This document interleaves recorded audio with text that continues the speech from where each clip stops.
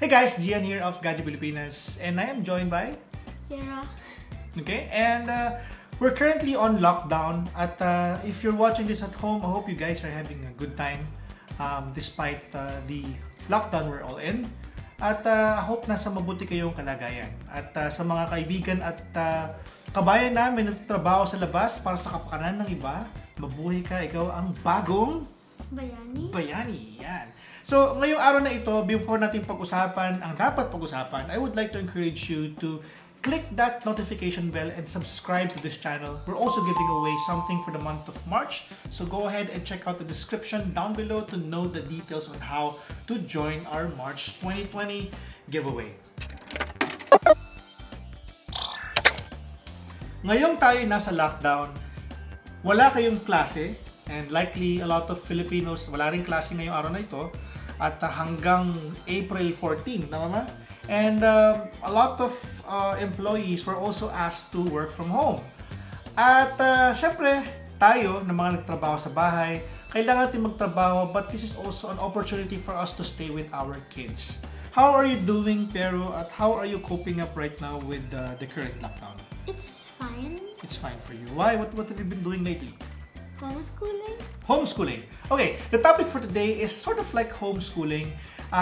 Earlier, I posted about how am I encouraging my kids to study at home while we are working from home. Okay, syempre, gusto rin naman natin na sila ay matuto at hindi sila mabore this month. So, I gave you guys a few tips on how we'll be able to do that. And I shared to you how I am doing that so far.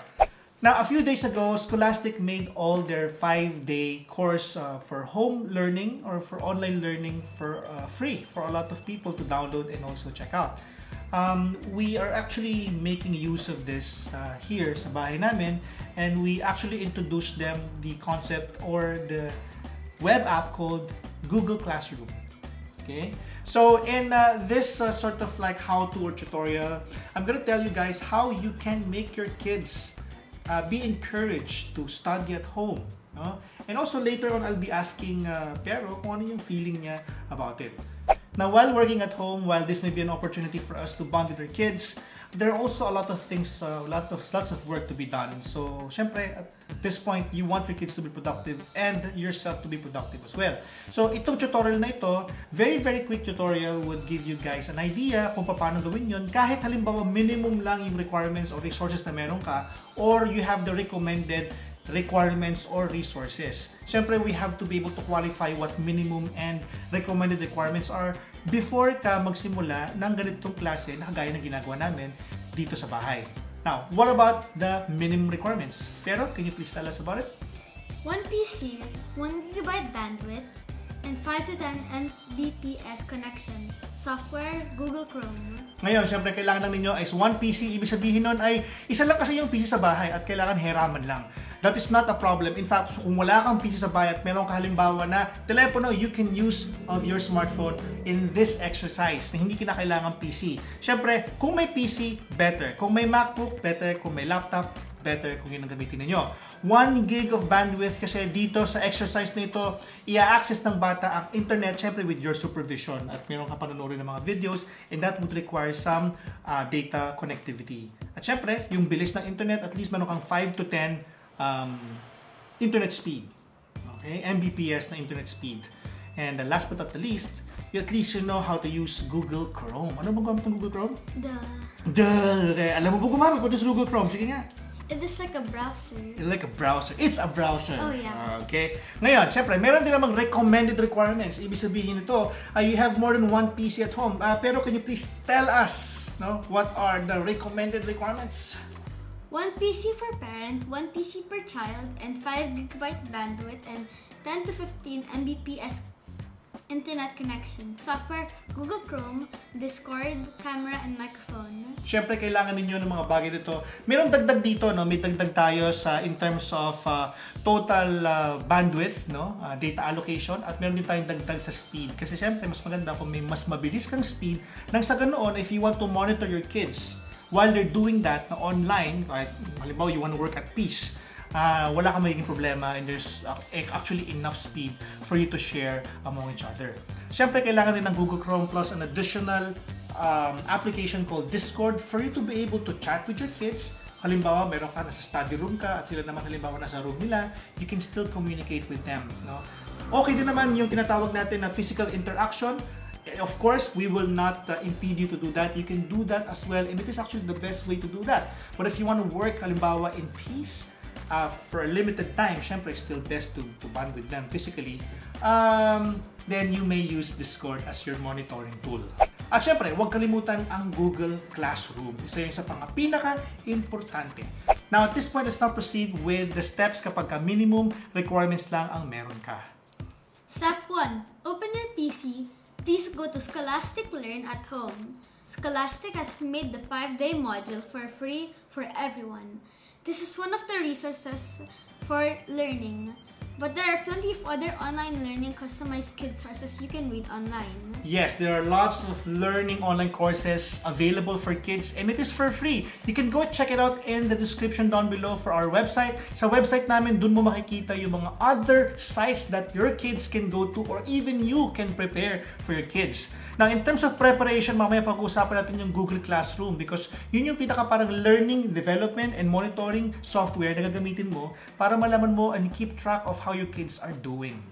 If you don't have a PC, an alternative is a tablet or a mobile phone. As a parent or guardian, however, I suggest that you limit your kids' screen time. Your mileage may vary, but it shouldn't be more than 1 hour per day. Right. So again, we have been talking about this ever since, and it's always best to monitor the screen time of your kids, not more than 1 hour. But again, as I mentioned, and as he mentioned earlier, your mileage may vary. Step 2. Choose your kid's grade level. Step 3. Optional. Sign up for a Google Classroom account and sign in. Make your kids a Google account too if necessary. They are under the age of 18. So it's best to facilitate this by going to Google Families and make them supervised account. Yes, so they are actually less than age of 18. So maganda dito is you do it yourself. You go to Google Families and you can actually use that to create supervised accounts. Ibig sabihin ng supervised account, ikaw yung gagawa ng account para sa kanila. And in fact, you can even use this sa Google Family link, which we can probably explore talking about in the future. Moving forward, this step is going to be beneficial when managing your kids' online security and parental control. Keep this in mind. Step 4. Go to the Google Classroom and start populating the classwork section. Assign assignments or quiz to your kids. Once done, hand over the laptop to your kid and give them a deadline or a maximum screen time.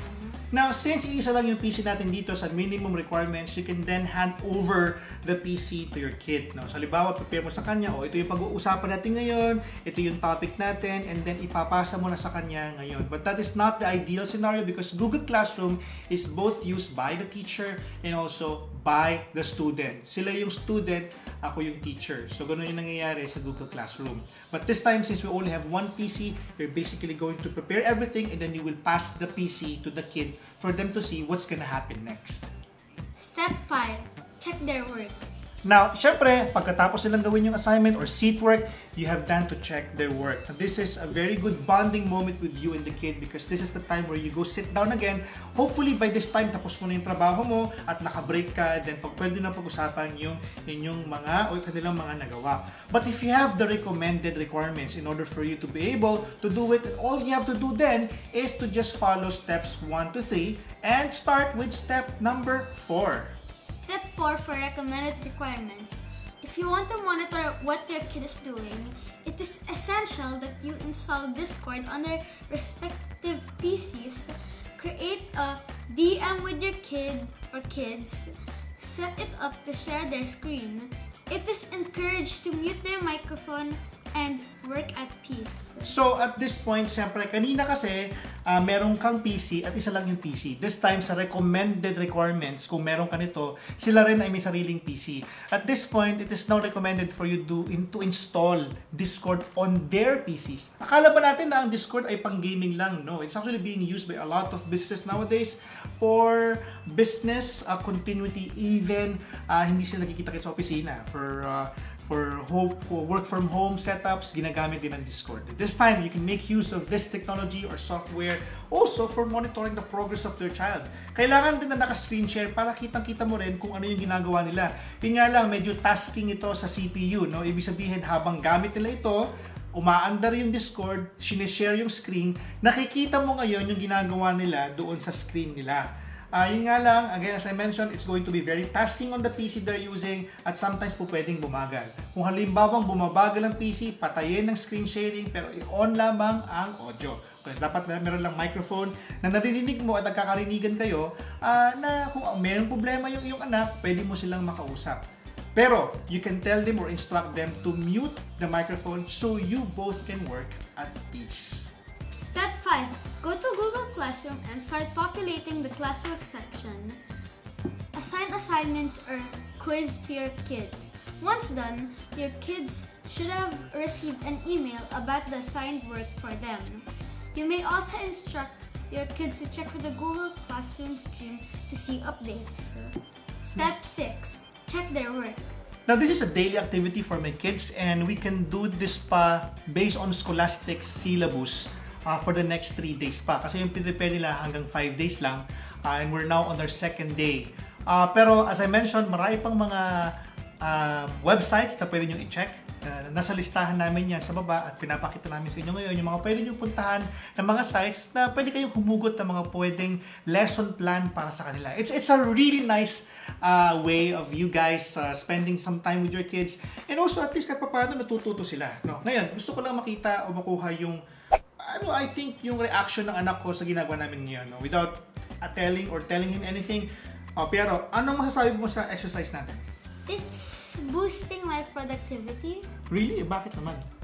It makes me willing to work.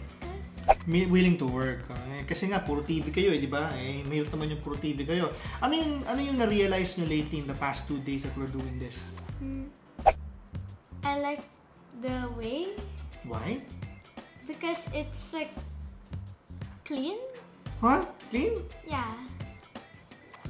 And sufficient. Sufficient for what? For our brains. For your brains, huh? So you won't be bored all the time. So you won't be bored all the time. And your brain won't get rotten. Your brain won't get rotten. I think that's actually a valid point. Yeah, no one wants to be Frankenstein. No one wants to be Frankenstein, no? At least paano your brain is being used and at the end of the day, kahit tapos na ang klase prematurely, you're still using it.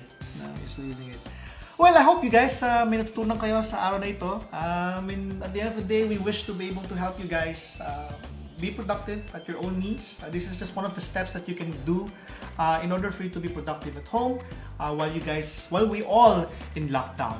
Again, thank you, Pero, for your time. No, thank you. Thank you for your time.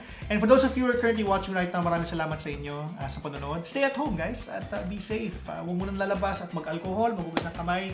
Huwag kalimutan na huwag din hawakan ng mukha kung hindi naman kinakailangan. At sa mga nagtatrabaho sa mga militar, sa mga nurses and doctors, at sa mga health workers natin, mabuhay kayo mga bagong Bayani. Again, this has been Gian of GadgetPhilippines.net and Piero. And see you soon in our next video. Like and subscribe, guys. Bye!